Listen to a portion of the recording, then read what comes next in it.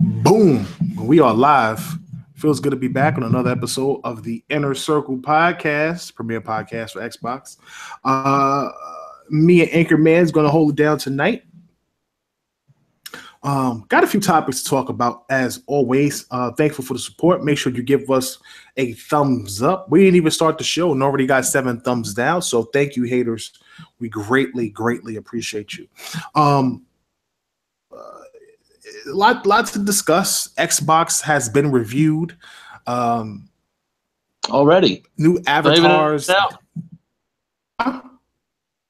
Already reviewed, not even out. Yeah, I know. It hasn't even released yet, and they're already reviewing the console. Xbox has been reviewed.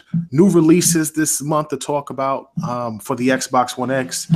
Lawbreakers coming to Xbox, as well as things with avatars and updates and dashboards and all the cool stuff that Microsoft consistently does on a regular basis, year in and year out. So first and foremost, man, a big shout out to Kelvin Brandon, the Analog Circle Podcast, and Melvin Barksdale for stopping in early. Thank you guys, as always, for the support. We're going to go ahead and start the show because I don't want it to get too late. Maybe we can grab some questions, do a Q&A at the end. And again, you can always find Take Podcasts, Super Pod Shots, and Top Shelf on iTunes, Google Play, Stitcher app, or pretty much any podcast app you can download. So if you do miss the show on YouTube, you can always check us out on mobile or on your Xbox and play us in the background while you're playing games to get the latest scoops and the latest opinions and thoughts and facts and rumors on everything Xbox. So I'm going to go ahead and start the show.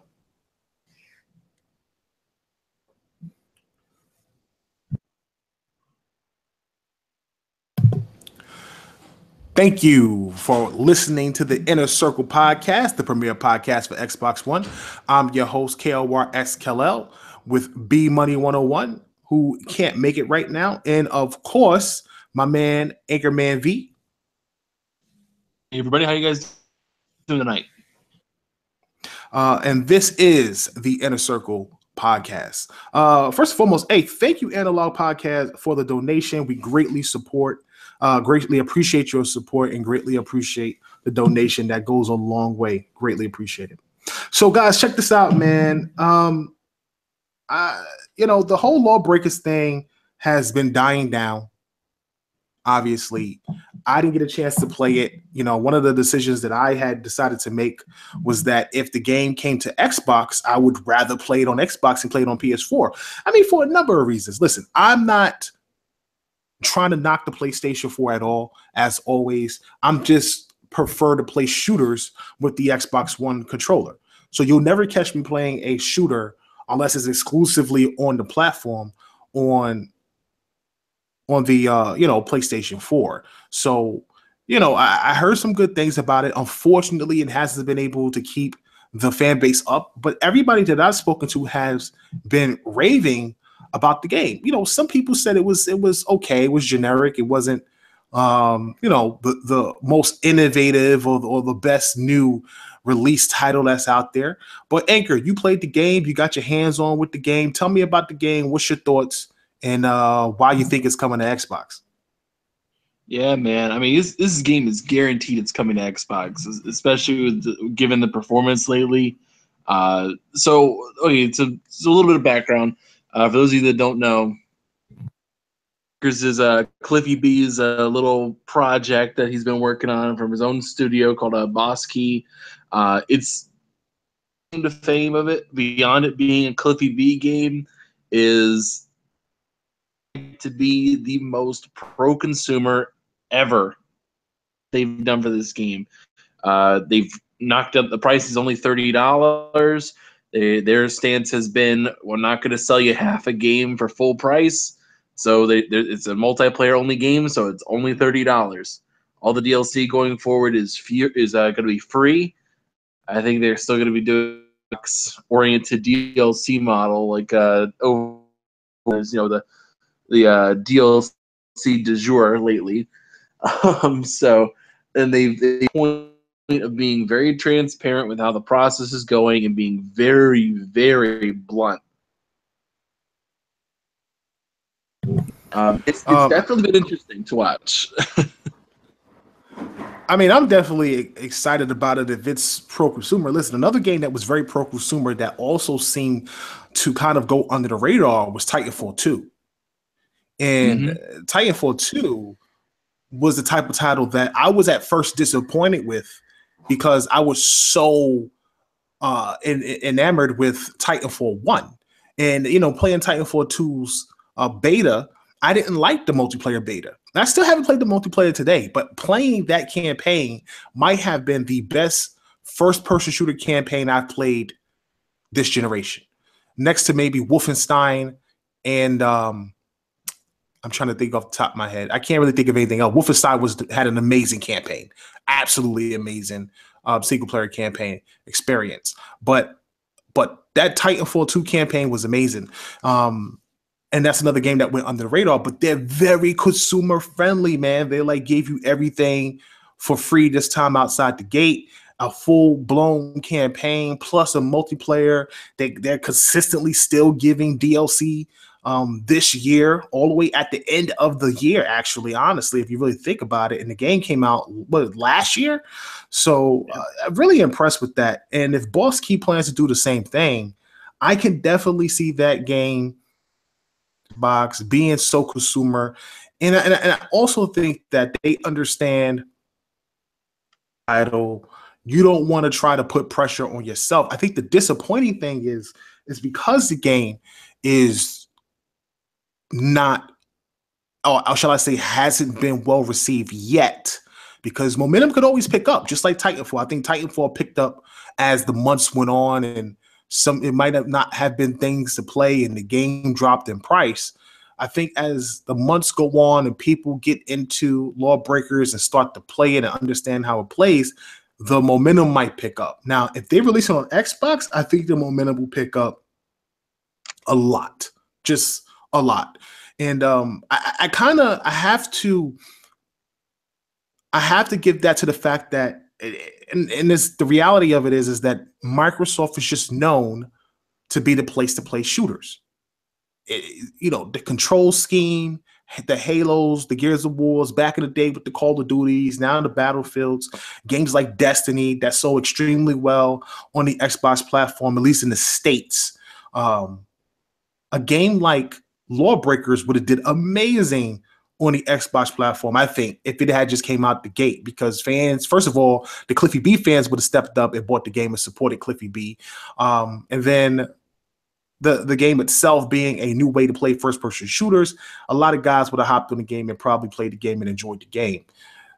But unfortunately, it may not even do well on the Xbox because some of the hardcore guys just feel burned and disrespected by Cliffy and his kind of like rock star attitude. What do you think that's going to have a major effect on the game if it comes to Xbox? Now, I'm going to say it this way. First off, the issue going on with the fanboys and the Xbox community and Cliffy B have a very minimal effect on how the game's been performing. It actually has a lot to do with other outside factors I don't think they were planning for. One of which is a known quantity, would being Overwatch, being a direct comparison game and being a monster to deal with, especially now. They actually did a whole big event on the same exact day that it launched. So people who were interested in that kind of game were immediately questioned, like, do I spend $30 and play a new game, or I have an old game, but they're doing a new event on there and it's free? It was a tough call in that regard. So they just kind of, you automatically have competition in that front, and then you had to deal with Hellblade coming out the same day at the same price on the system that it was between PC and PlayStation 4, and you have there was direct competition at this point, and it had a bunch of controversy on day one of attention. Like, nobody was on release day. It was all about Hellblade and the whole controversy about whether or not it had permadeath or not. Those are factors that Cliffy B couldn't have helped, Then there's other ones in particular with how he addressed Xbox fans in particular, which to an extent the Xbox community is coming from. Cliffy B, it's like, hey, we made you who you are, which I don't normally agree with that kind of statement because he's the one who made himself who he is. But the Xbox community was who, kind of propped him up a little bit more than usual. At the same time, them anything, but at the same time, treat all your customers with respect. He's always been that kind of outgoing, in your face kind of attitude. You gotta have some respect barrier here. So I mean, that's kind of where I sit on it. Right. Your mic's breaking up a bit. I don't know if you can adjust it, but you're kind of going in and out just a little. Yeah, I don't think Cliffy can fix that at this point. The most that he could do is, I think the only thing that he could do, honestly, that would really turn the game back into the favor of Boss Key and Cliffy B is to announce an Xbox One X version. And how good the Xbox One X actually is, and boast about how the game would be on the Xbox One X. I think that would give it new life. You know what I'm saying? And the reason why I'm saying that is because when you look at the games that are coming out for Xbox One X and how the fans react to it, at least the hardcore, and the Xbox community, you see the way they react to it. If he comes out and he says, listen, we're doing Lawbreakers. Lawbreakers is coming to Xbox One X, and it's enhanced, and it's 4K, and it's 60 frames per second. You know what I'm saying? Or if it's checkerboard or whatever, and it's 60 frames per second. But then he starts talking about all the things that's improved on it over the Xbox version. New lighting and better graphics or new, PC assets, whether it's ultra or high settings or something like that. Better shadows, better lighting, the typical things that most developers do. Boast about that. Talk about the stability of the frames, no drops, 60 frames per second locked, one of those type of things, and then turn around and boast about it. I think, though fans may kind of throw that in his face just a bit, they would be more inclined to play it. Because listen, a lot of games is about to get new life. On the Xbox One X. People will be trying games just to see what they look like, see what they play like, games that they probably stopped playing. Like, for example, for me, I had stopped playing, like I never played Witcher 3, ever. I never even started the game. I have it, but I just never started it. And I'm waiting to get the Xbox One X to play it. You know what I'm saying? And I've seen plenty of gameplay of it, but to play it is really going to be a new game and a graphical powerhouse for me to watch. I kind of held off on Mass Effect, and I held off a little bit on Gears, because the thing with Gears 4, what was frustrating about it was it played like regular Gears until you get to the Horde rounds, where you have that crate that you have to carry during the campaign, and then kind of hold down the fort. To me, that throws off the pacing of the game. It really does. It's one of the things that I don't like about Gears 4. And we got to a point where we were on that again, me and my boy, who we play every Gears together. And I just said, you know what, I got to take a break. Like, I can't do it. And I never picked it up again. But I plan to play it again with the new assets on the Xbox One X. So, I think if he did that, it would definitely give incentive for people to play it. And then knowing it's coming to Xbox, knowing it's going to be the best place to play on Xbox, fans would eat that up.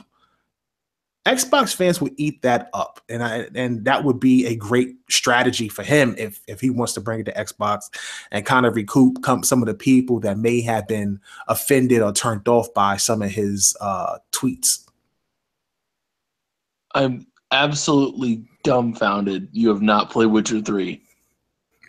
Really? No Witcher 3? Forget Alien Isolation. Go play Witcher 3. Listen. I didn't like Witcher 2. Care? I got to listen. I got to this part in the game where I was in this village, and I didn't understand what to do next. Like, I didn't understand what to do. So I wound up going into this cave and getting destroyed by like these little garbage pail kids that were like in a cave and kind of just slaughtered me. And everywhere I went, I kept dying by enemies that were like 3 times stronger than me. I didn't get it. I never played Witcher before. So playing it on 360 turned me off. So I'm saying to myself, I'm not going to play. There's no way I'm going to play Witcher 3. If I didn't like Witcher 2, but everybody's like Witcher 3 is way better than Witcher 2, and it plays different, and it's just a much better game. It's a more not casual game, but it's easier to play than the second one. I don't know, but it's an excellent game. Like, honestly, like, okay, 2015, I still think Fallout was a Game of the Year contender, but like losing to Witcher 3 was like, all right, that's worth it. I'm definitely going to play it. I'm going to stream it and on the Xbox One X. I can't wait to get my hands on Witcher 3 and get a chance to play that. The only thing what do we have to play Witcher 3 though, you just got to realize that with Witcher 3 I had not played Witcher 2 when I started Witcher 3. Totally lost. No idea what was going on. And so like, with Witcher 3, you got to understand just kind of some of the political sphere of kind of what's going on. But once you figure that out, it's smooth sailing from then on out. Gotcha. So what do we have next? Right. So we have a couple things that did happen as well. A lot of small little news bits and pieces. One of which being avatars, which kind of got a little re-emphasis. Lately, there was a little bit of a breakdown kind of going into some of the features that you can do avatars, one of which they talked about the level of customization on these new avatars is going to be ridiculous. You can customize like individual limbs. You can choose if you want to have a prosthesis. You can do crazy levels of things that you just were not able to do with the avatar system on the current Xbox user interface. So crazy watching this thing, man. It seems the avatar system has entered the diversity spectrum. You understand what I'm saying? More options. I mean, that's just what it is. It's and I mean that from the perspective of people as far as diversity. You know what I'm saying? Like we've always had, and you always had a couple selections of hairstyles and clothes and stuff like that, but nothing that really separates us. Now you have things that kind of represent people who may have disabilities, people who may be in a wheelchair. Dude, I want a cyborg arm. I think it's really cool, man. I still would like to be more realistic and less kiddie. Like they're cool. I think avatars are cool. I heard these new looking ones are like really dope, like almost, Toy Story-ish in a way. But I really wanted something like a caricature, like what they did with what is it, the Rare Sports Rivals? I think you want called, like a legit like avatar. It makes an adjustment. Right, like you stand in front of the Kinect and it scans your face, takes your body, and it kind of makes a caricature of you, and you're standing there, and it really feels like game. You know what I'm saying? Like you're standing there, people can see, get a better perception of what you look like. And even though it's an exaggeration of you anyway, but still they get a better feel for who you are as an individual person, whether you're slim, whether you're chunky, whether, you're muscular or you're, really, really skinny or bony. Like it's just one of those things that I think Rare, it's one of the few things I think Rare did that was amazing. A lot of people knock Rare avatar system in the Connect stuff, but think about it. Rare built the avatar system. That so it's really impressive with the Connect and what they did with avatars and stuff like that, man. And just really impressive that they're still working, doing those things and upgrading stuff. And I really hope that someone they just go all out and start letting you use the camera. I don't know what the Connect will be worth in the future. I don't see. I think the Connect will be used for other applications and professional businesses. Like hospitals use them and doctors use them, and some businesses and schools use them for other technical reasons. But gaming wise, I don't know what they will do if they come out with another Connect, especially making the Xbox One X universally used other third-party cameras, and that negates a lot of the functionality of the Connect. So hopefully they're able to build something that it's still utilized for some of the people out there that spent the money on it in the first place. We'll see what happens with it. I hold on to it because my wife loves Dance Central, and whenever she decides to get back into gaming, maybe she'll play it. So I try to hold on to it, man. But it's a crazy situation, and this avatar system. I'm looking forward to what they have the show coming up over the next couple of months with both the update for avatars and the update for the new dashboard. Yeah, let's talk about that for a moment. So you saw the whole new update. Did you get it? Are you in the alpha ring? You know what's funny? I think I'm in the alpha ring on my other Xbox, like my OG Xbox upstairs, but I'm not in the. I don't know how that works because it seems like your status is attached via the console and not via the account. It's complicated. Like if you, based on your rank on the Insider program. Okay. That you do that, and it is tied to your account, but you have a limited amount of Xboxes you can enroll in the program. Right. I understand. I think it's one per account. I think it's something like that. I'd probably have to ask Jez about it. Other Jez, Mr. Hardware. For those of you guys who watch Multiverse, it's Mr. Hardware Jez. He does all this kind of stuff. He really passes about the updates in the Insider program. But yeah, something like that. It is limited to your account and how many consoles you could have enrolled in that program. So I know at least in that regard. But they made some pretty big changes to this. To the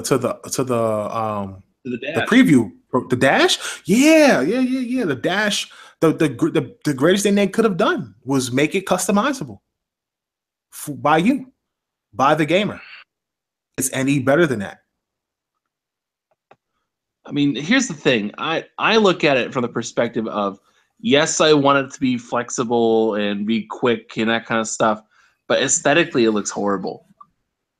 It looks really bad. Like now, I think in terms of I love the option of customizability. This just looks really, really bad. I've talked to some people to clear up a few things. I had three main gripes when they showed it off. The first one was the wallpaper so dark. They had a gray filter over it, and you can customize that you can change the transparency you can now, but you can change it so you can actually see your background.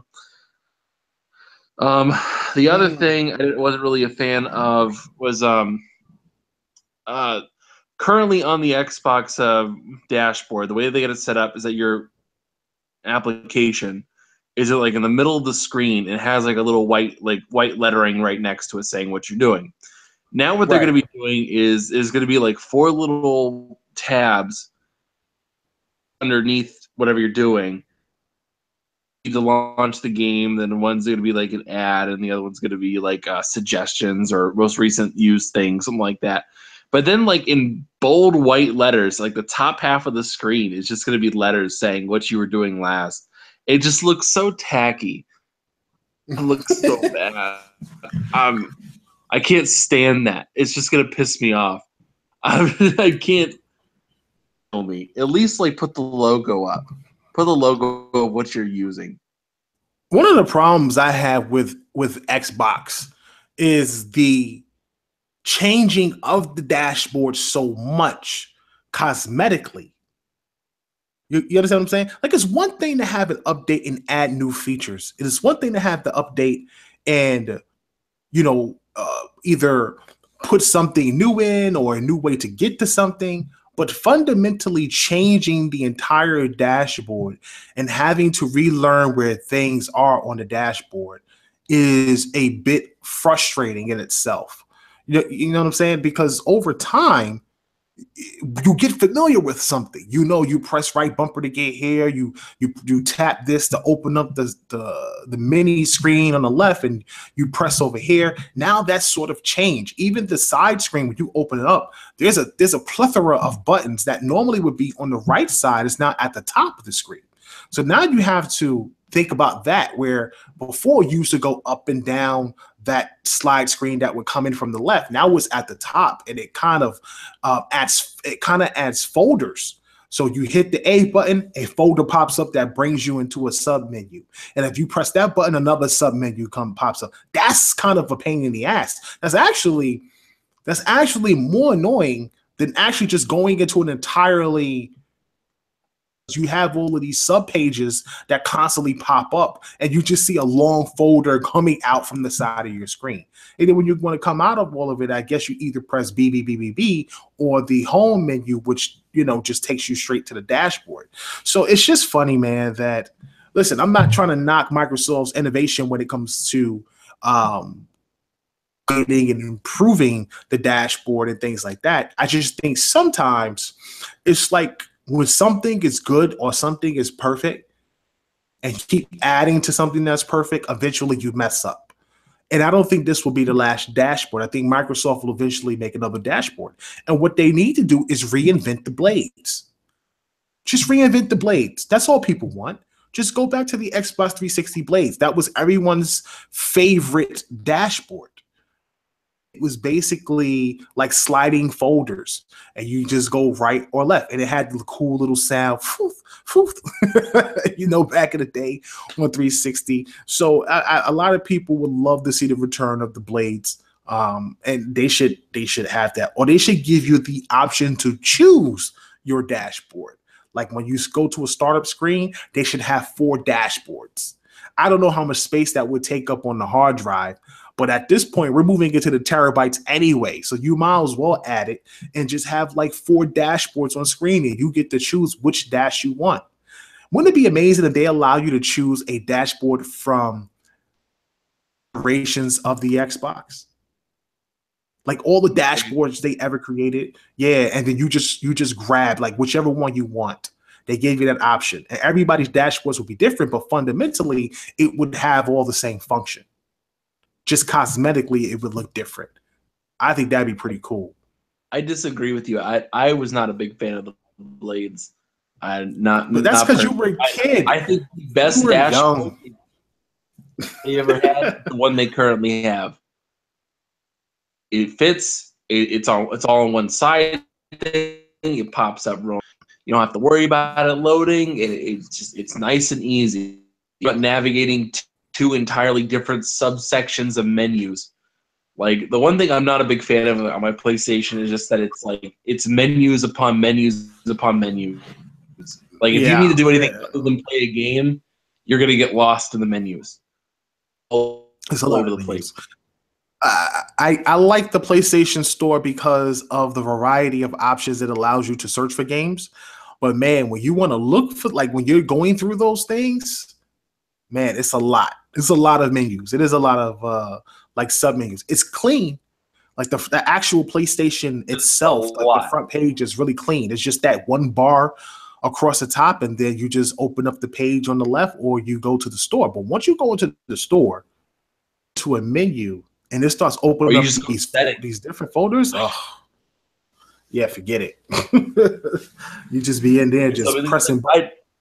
I like the Xbox One. I like the way it is right now. The Windows 10 dash bar, perfect. It slides over every game. It's beautiful. It's easy. And like I like the fact that they're trying to focus more on having utility over visuals, but at the same time, like, do we really have to have everything go horizontal, better vertical? And now it's just gonna look so bad. I don't know. Like, okay, but, if I wanted to just invite you to a game, the old system, all I had to do was just tap the Xbox button. It pops up on the side. Press up one time. My friends list is right there. You're on my favorites tab. I literally move over one time to party. Done.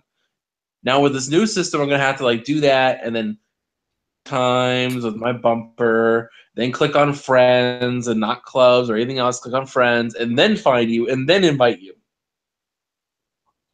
It's like, it's a pain in the butt. Obviously, I don't know. I couldn't tell you. I don't know the thinking of Mikey Barra and the Xbox team, the software team.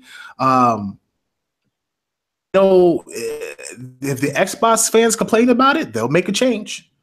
They will make a change. Trust me, Xbox fans might be the most vocal fans you can possibly have out of all the consoles. That's the one thing I will say about Xbox fans. PlayStation fans, there's no disrespect to the PlayStation fans, but listen, let's keep it real. Guys really don't complain about much. It's why PlayStation does what they do. They raise prices and take things away. Nobody complains to the actual. Phil Spencer will hear it. Phil Spencer and that team will have like 2,000 messages before the end of the day, to the point that it's just annoying and you might have to block people and stuff like that. You know what I'm saying? If the gripe is that big, if people want things to go back a certain way, the Xbox fans are very vocal and they will let the executives know. Mm-hmm. What do we have next up? So another little thing that they kind of announced, like, well, I think it was last week. They announced was the Creators Collection. Basically, these are just kind of like smaller little games, games that like either might have been on mobile. I don't want to call them crowdfunded. That's not the right terminology for it. It's games. They're not even really. They're still like they're indie. It's like I don't want to call it shovelware either. I don't want to call it shovelware. Yeah, the creator program. The creators program is shovelware. That's what it is. Shovelware. Let's just keep it 100. It's shovelware. No disrespect to anybody out there inspired to be a developer. I applaud you, and I hope you make good shovelware. There's nothing. I don't think there's anything wrong with that. Sometimes you find a gem. Back in the day on the Xbox 360, we used to have indie games, and you had like the XBLA or whatever it was, something like that. I can't remember what it was called, but it was like the Xbox Live Arcade, and then you had the indies, which were like actually from people, and you can pick up a game made by somebody from like 80 Microsoft points or like 120 Microsoft points when Microsoft points existed, and that's basically what the creators program is. It's just people out there who have turned their Xbox Ones into some sort of to a dev kit and Xbox One to build games. And now they put them out there, and you could probably pick up a game for $1 or $1. And trust me, there's going to be 1,000 of these games. It's really going to blow. It's going to blow up Microsoft's it's going to really blow up Microsoft's game library. And I guarantee you, this is the sad part about it, I guarantee you Microsoft will use that to say we have X amount of games. have over 1,000 indie games and over 2,000 games from the creators program. 2,000 games that should be burned. You know what I'm saying? For the most part. But every once in a while, you'll find a gem, a puzzle game, some game that uses music or rhythm, or some type of side-scrolling 2D shooter that turned out to be really good.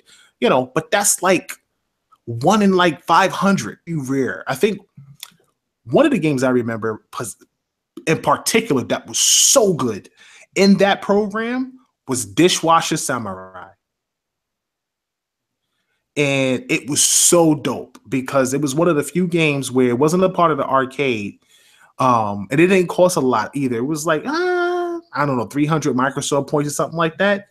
But Dishwasher Samurai, man, you were like almost stick figure-ish in a way, really like black and white. And this guy would run around with like a hatchet. He was a dishwasher, and he would like decapitate ninjas and people with guns and crazy, cutting off limbs, blood would squirt from their bodies. It was dope, man. It was really cool. So, you know, I don't know. The creators program will inspire people to become developers and maybe one day start their own studio. You know, Tick wants to start our own studio, but we want to hire developers to build a game sometime in the future.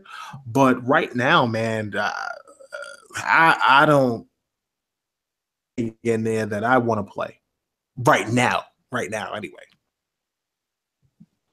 I think a buddy of mine picked up like the Space Cat game, and we're game sharing. So, actually, you in there playing that Space Cat, son? You're gonna put down that. Oh, you can't even play Fallout, right? I forgot all about that. You've been sneaky playing Fallout. That's the funny thing. I'm actually waiting to see this other little piece of news. So. Yeah, I seen something about Fallout Ultimate Edition. Yeah, Fallout 4 Game of the Year Edition 2 years later. Yeah, no, it's pretty crazy. I don't know what's in there. I just know you better not touch it. Do not break your bet. But if this has separate achievements, it's a separate game. Your bet. Will try to weasel your way out of this bet, trying to get me to play Alien Isolation. I'm not playing that game. Play it. Anyway. So what do we have? What do we have next up on the list? New releases. Tacoma came out. Tacoma, which was one of the exclusives for Xbox One, at least time exclusives, actually has gotten some solid reviews. It's a narrative-driven game. Don't get. There are narrative-driven games. Yeah. It's still broken. You said it's still broken? Yeah, people still cannot play the game. They bought it a week ago. And they cannot get past the title screen. Over and over and over again. I've seen that, but I could have sworn that they fixed that because I've seen some reviews of people play it, and some people are taken back because they think it's an actual game, and it's mainly just investigative. It's like an investigative game with some, and basically what you're doing is reading a lot of dialogue and trying to understand what happened on this space. You know, you're kind of basically like a detective in a way. You're doing investigative work as you hack into PCs and figure these things out. But a lot of people, if you're into those type of games, narrative-wise, have rated it pretty good, anywhere between a 7 and a 9. But for those who didn't get it, those who wanted more action, they gave it a low score, like a 6 or a 5, and things like that. Crazy that people aren't appreciating the game for the type of game that it is. But if you're into those type of games, you're looking for something with a story, you're looking for something deep, Tacoma is the game to play. I've heard some really great things about Tacoma. Man, other than the fact that it's been broken. You don't understand. We live in a post-Edith Finch world, man. Yeah, Edith Finch has gotten some good stuff too. What do we have next coming out? Hello Neighbor? Hello Neighbor. Is that I forget which one, the order of which everything comes out. I think Conan. They just showed Conan recently That's today. coming How out did on that the look? Did you see the it, gameplay of it? Nope, I'm not watching it. Yeah, I didn't get a chance to watch it yet. I know we're going to have a team on there, so I'm excited about that. I can't wait to get my hands on it. We have that. We have Hello Neighbor and possibly Player Unknown Battlegrounds. I haven't heard anything about this game being pushed. I remember them saying it was supposed to come out in August at E3, and we haven't reported of a change of date. So as of right now, I have it set to come out on sometime in August, hopefully soon. But if it doesn't come out in August, maybe it'll get pushed back to September or October. I would hate for it to fall in anywhere near October or November, honestly, because Call of Duty, all those games come out. They really have to get this game out on Xbox either in August or September, or don't release it next year. Mm-hmm. So other games that are coming out for the rest of the month, as we were mentioning earlier. Next major game that's coming out for Xbox is Agents of Mayhem. It actually is getting some pretty big buzz lately. I was a little surprised by that. It was like very, very ho-hum. No one really cared about it. And late, big marketing push, kind of playing that game a little bit. 15th. Actually, holy crap! There's a lot of games coming out on the 15th. City Skylines is coming to PlayStation 4. Matterfall, Sonic Mania is coming to Xbox, as well as a game called Observer. Earth. Let's see. Pillars of Earth is something that's on my my watch list. I definitely have to pick up Pillars of Earth. I have the Path of Exile beta, which I need to play as well.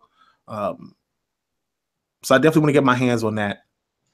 But I don't know. I don't think I'm going to get. If I can't play both Agents of Mayhem and Crackdown 3.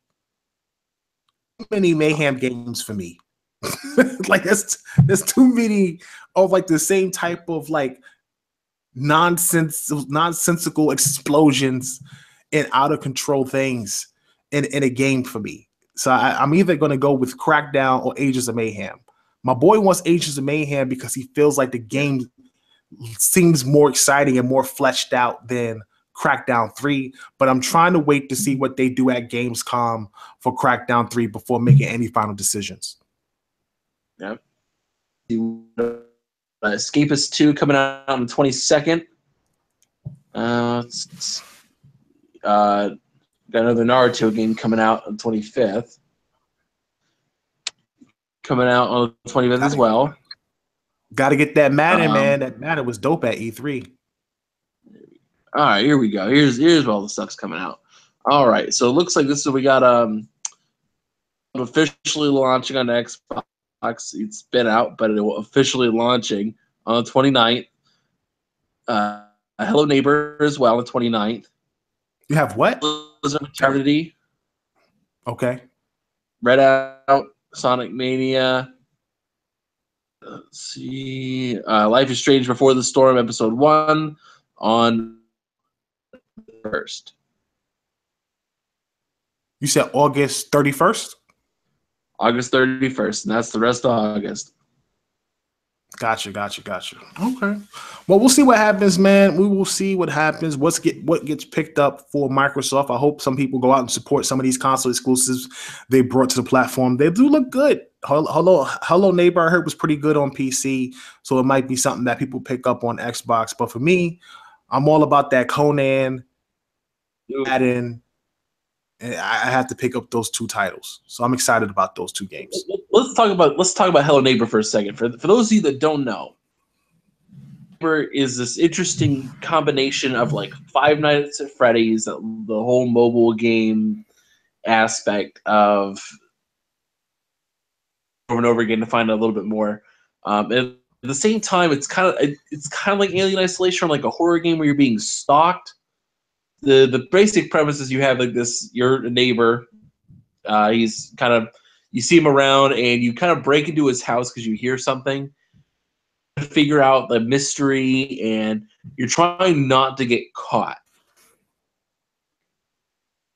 And you have to be very, very careful. And so you're worrying about him catching you, and you have to like go down to the basement or go to different rooms and kind of put together the mystery.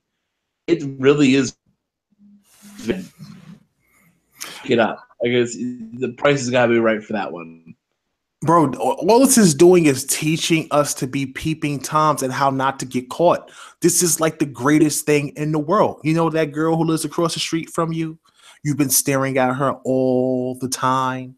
You finally will now get peeping Tom training with the new deluxe edition of Halo Neighbor for $19.99 on the Xbox One. You want to see those boobs? Make sure you buy Halo Neighbor. Better marketing than Mighty Number 9.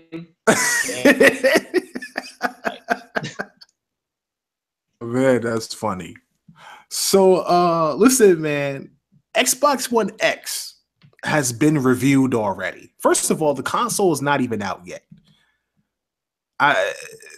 This is like putting the cart before the horse, but I guess people are just that excited.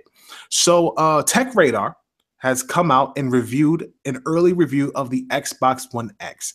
They didn't say anything negative about it. It was a very positive review. I didn't see a numbered score or anything like that, but they basically said that, you know, it is bang for your buck. For $500, you will not get a PC like it. And it is very worth the money. They like all the things that come with it, including the 4K Blu-ray player and the 4K 60 DVR that's built in. And the PS4 Pro doesn't even have a 4K 60. They just updated Twitch to 1080p 60, which I think was a big deal. I thought that was pretty nice. But you know, Microsoft is putting out this true 4K machine, and with 4K games native, 4K checkerboard upscaling, 4K Blu-ray, 4K DVR, and then 4K digital playback as well as far as movies are concerned. They feel like with all those things, you don't even get that at a cheap price with a PC. I think people tend to forget that if you want to get a 4K 60 frame per second recording device, that's probably going to be pretty expensive. I mean, the regular, you know, I forget what the device is called, but the regular one that's like 1080p 60 is $79 at Best Buy. So I could imagine one that's 4K 60.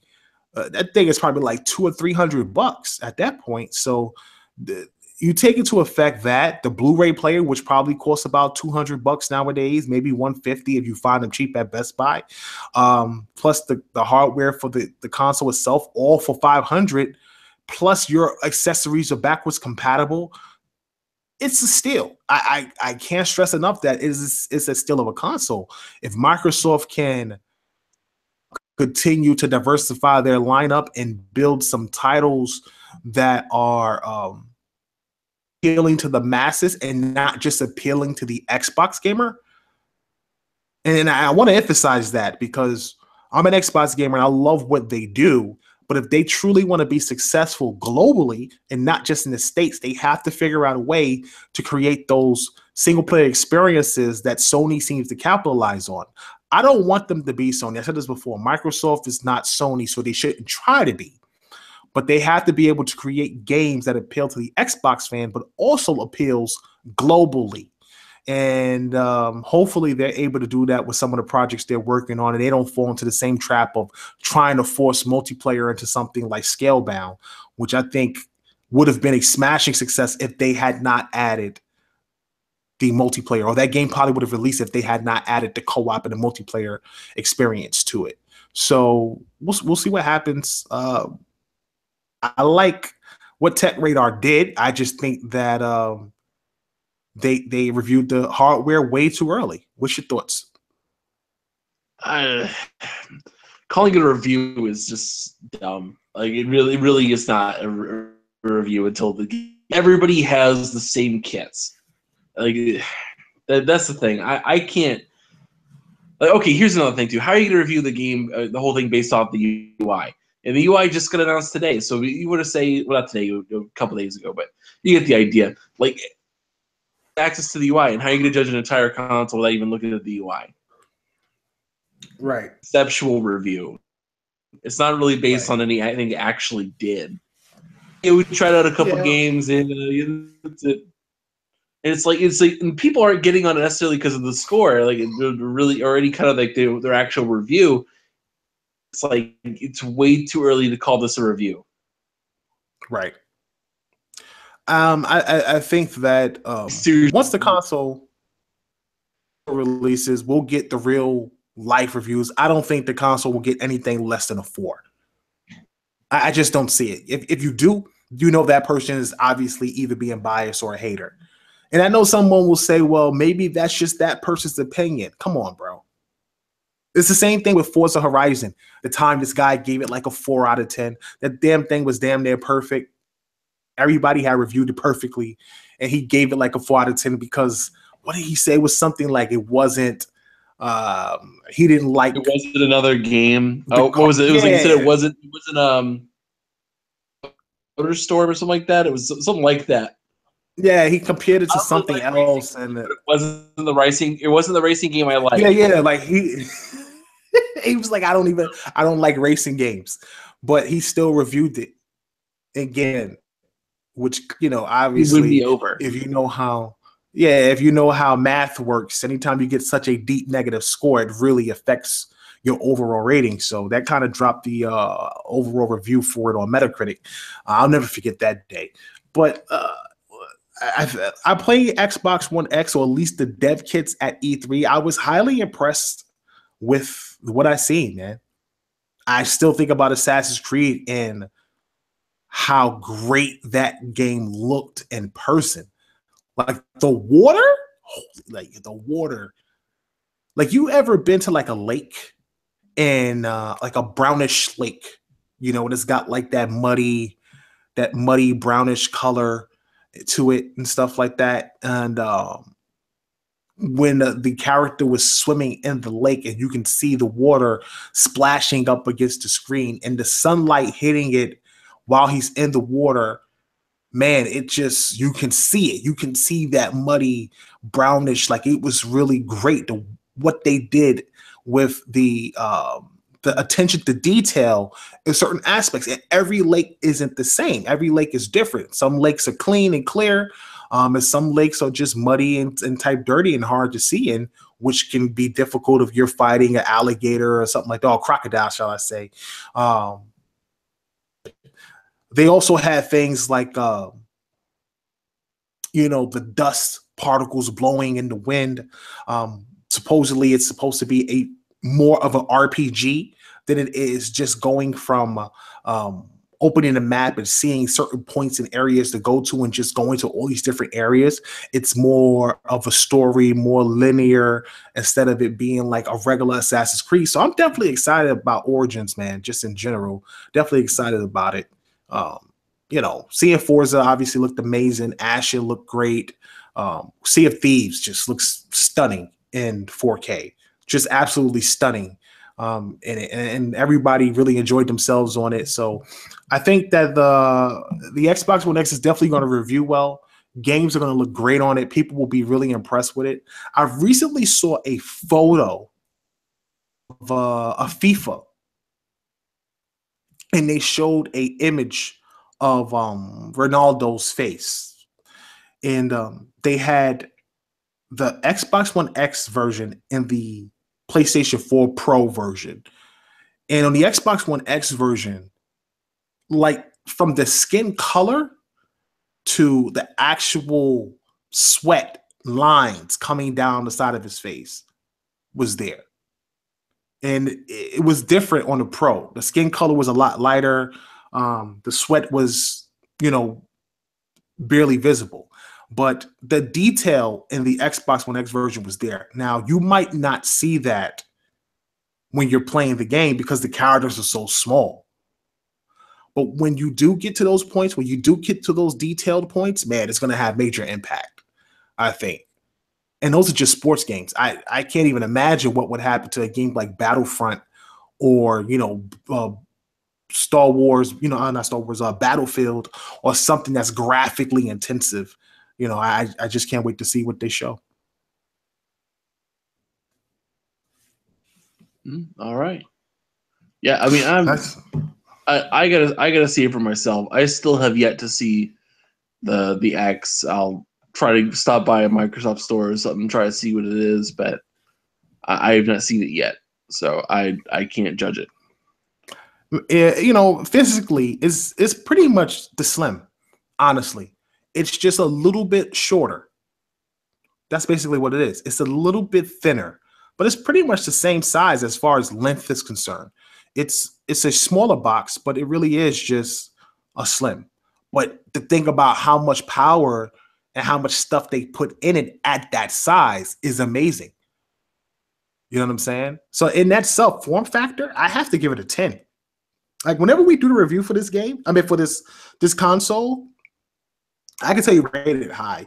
It's just whether or not, and this is from my own experience of playing it at E3 and seeing it in person and talking with developers about it and speaking with the engineers at E3 about it and stuff like that. In my mind, I'm already high on this machine. So really, it's just me playing it and seeing and feeling the difference when playing the game. How smooth is it? Are there any frame drops? Does it live up to the CPU and all the work that they did to it? Does the CPU live up to its advantages? Does the GPU live up to its advantages? Is it a significant difference like they stated would be in comparison to the Xbox One? That's what I'm looking for. And once I get it at home and get the chance to play it, that will probably max out whatever my scores. Because right now, as far as form factor hardware is concerned, out of 10, it already has 6 points.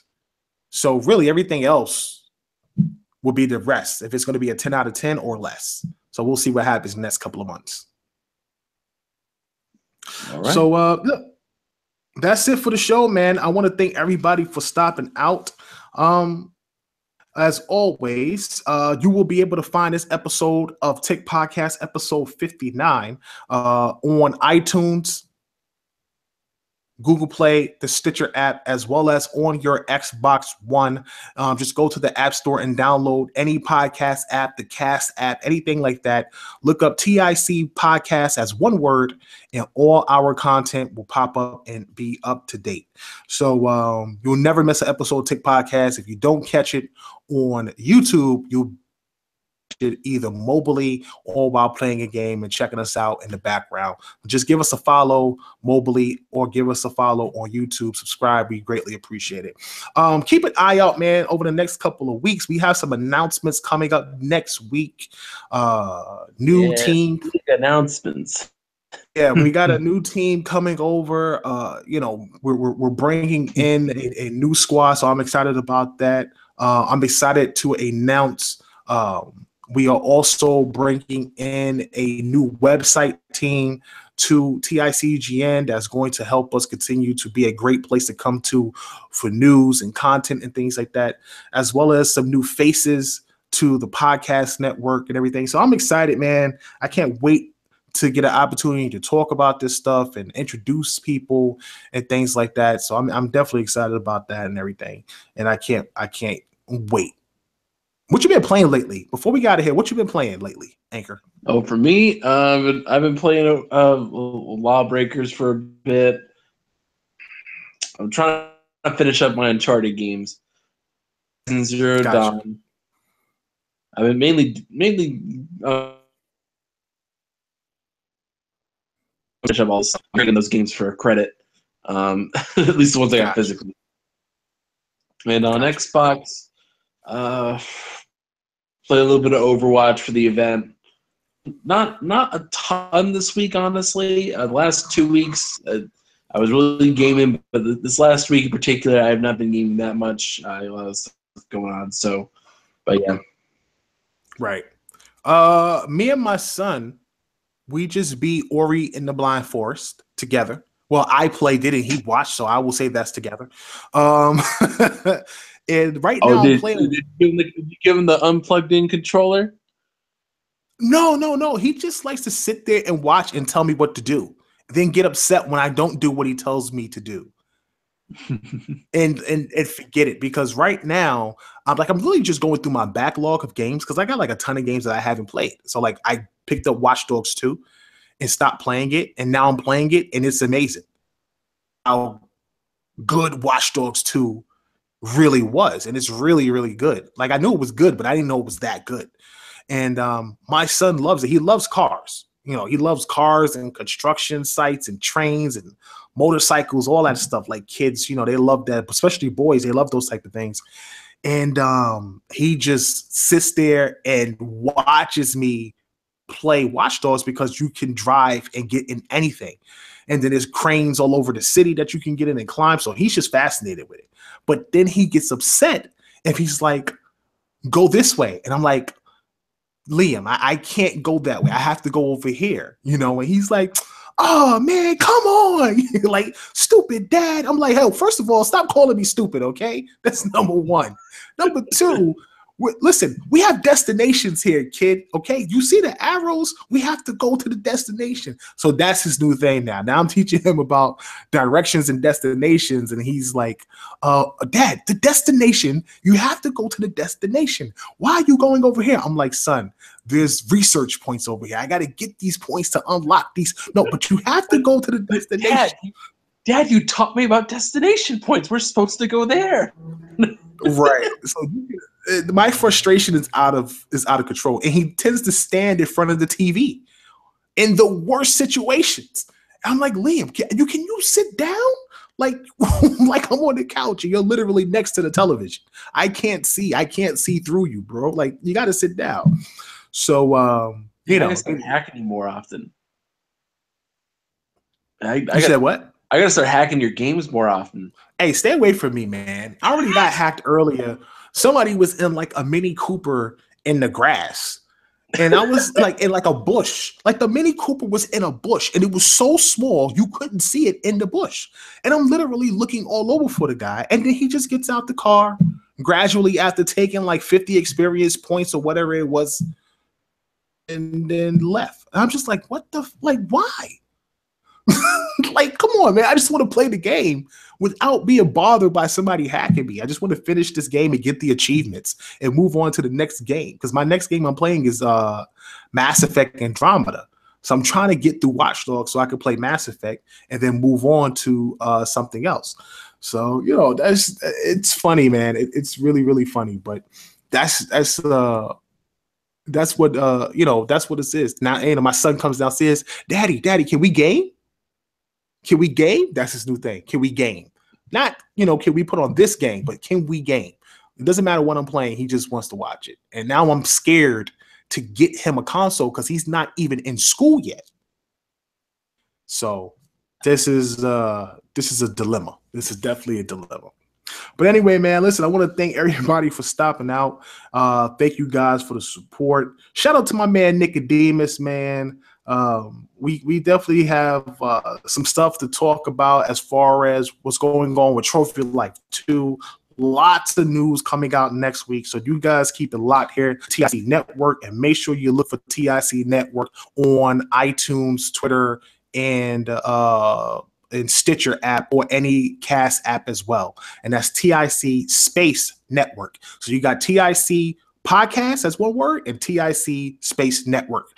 And on there, you'll be able to get Multiverse Podcast, Trophy Life Podcast, and 2XP Podcast, our debate show, to listen mobilely or on the Xbox. And make sure you go to the DX Men of the DX Mansion, our exclusive Xbox Facebook group for the Xbox guys out there who are looking for a place where everything is Xbox. Everybody's talking games and all that stuff. And we have one of the dopest Forza groups out there, man. Amazing artists, amazing artwork. We got some tournaments coming up with Forza. So if you're a Forza fanboy, make sure you join our Forza group, the Royal Street Kings. Keep an eye out for that. Go ahead and join up, man, and meet some people, play some games, and keep it real with the Xbox crew.